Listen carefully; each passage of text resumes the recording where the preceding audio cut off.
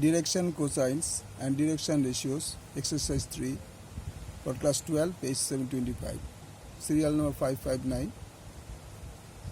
Question number 17. 7, 4, 4, এবং 3, -2, 5 বিন্দু দুটি সংযোগ সরলরেখা 2, a, 5 এবং b, -15, 11 বিন্দু দুটি সংযোগ সরলরেখা সমান্তরাল হলে এ ও বি এর মান নির্ণয় করে। তাহলে এই একটা রেখা এরা পরস্পর সমান্তরাল বলে দিয়েছে।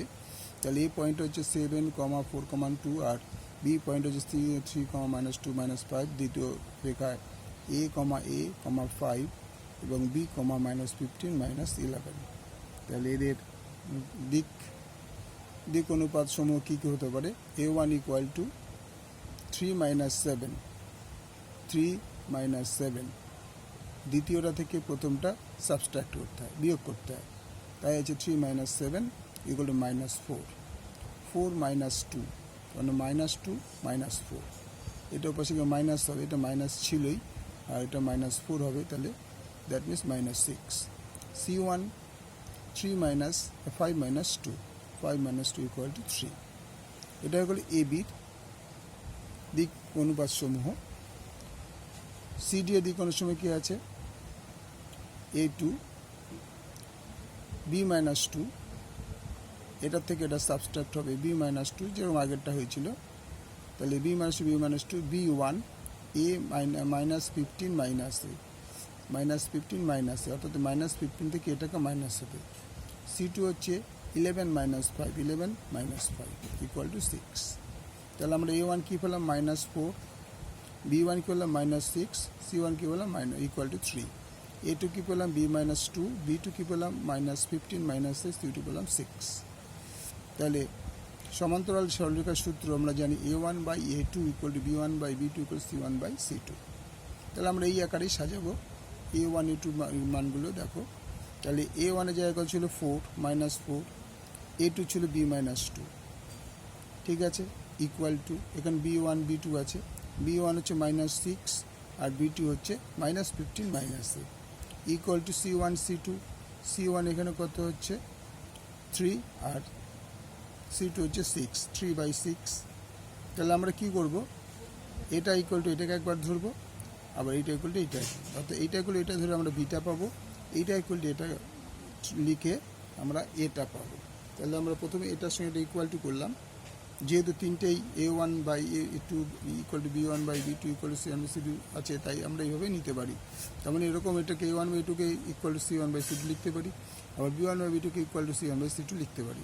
সেই জন্য আমরা সেই হিসেবে লিখেছি -4/b - 2 = -6/-15। তাহলে আমরা কি করব?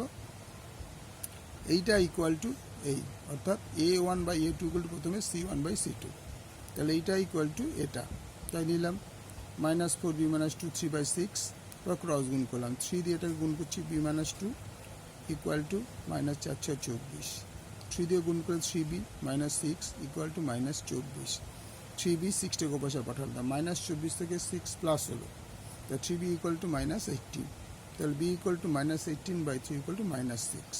তাহলে আমার b এর মানটা পেয়ে গেলাম। b এর মানটা কী বললাম? -6। তারপরে আবার আমাকে এরকম হতো যে b1/b2 = c1/c2। তো b1 কত ছিল? -6, আর b2 কত ছিল? -15। মাইনাসে আমি কিন্তু কমন, এই মাইনাসটা কমন নিলে 15 + a হয়, যেন মাইনাসটা বাইরে আছে, = 3/6। এই মাইনাস মাইনাসে প্লাস হয়ে যায় বা কেটেও যায়, কোনো ব্যাপার না। তো 6 এই 6 দিয়ে এটা দিয়ে গুণ করি ফার্স্টে 3, 15 + a, আবার বলেছি এই দুটো মাইনাস মাইনাসে প্লাস হয়ে যায়, বা আমরা যদি কেটেও দিতে পারি। তাই 3 দিয়ে এটা গুণ করলাম 15 + a = 6 × 6 = 36, 3 × 45 + 3a = 36।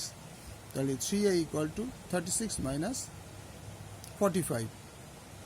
তাহলে 3a = 36 - 45, তার মানে কি মাইনাসটা ছোটোটা 36 থেকে 45 ছোটো, বড়, তাইলে এই জন্য এই মাইনাস সাইনটা এখানে দিলেন, যে মাইনাস সাইনটা বড় আছে, বিয়োগ করে 9 পাওয়া গেল। দ্যাট a = 9/3, 9/3 কাটাকুটি করলে -3। তাহলে আমাদের a আর b এর মান পাওয়া গেল। a হলো -3, b হলো -6। আশা করি বুঝেছো। তোমাদের ভালো লাগলে শেয়ার করো, সাবস্ক্রাইব করো, কমেন্টস অবশ্যই করবে।